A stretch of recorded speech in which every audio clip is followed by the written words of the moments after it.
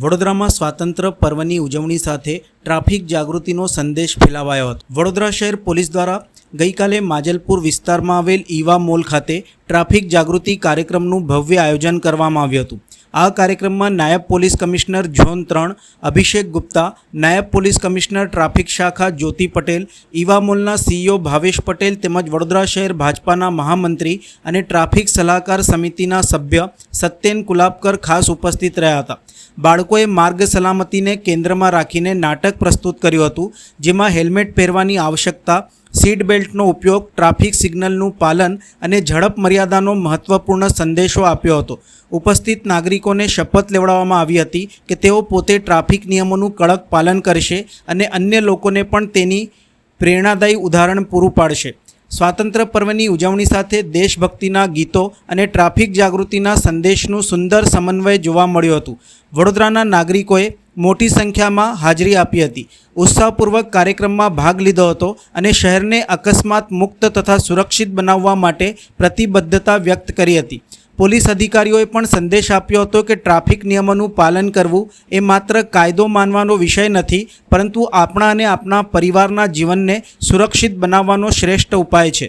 હા, આજે ઝોન 3 ગુપ્તા સાહેબ એ ખૂબ જ સુંદર એક કાર્યક્રમનું આયોજન કર્યું છે, લોકોમાં ટ્રાફિક અવેરનેસ આવે એના માટે।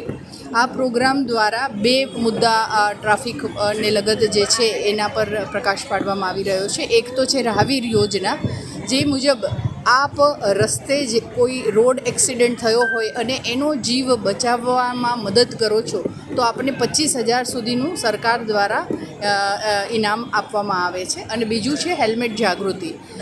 અમે અનુરોધ કરીએ છીએ કે તમામે ટુ વ્હીલર જ્યારે પણ ચલાવો ત્યારે હેલ્મેટ પહેરવું, અને 15 સપ્ટેમ્બરથી હેલ્મેટ અમે ફરજિયાત કર્યું છે, અને જો નહીં પહેરો તો એના એ વાહન ચાલકો વિરુદ્ધ કાર્યવાહી કરવામાં આવશે।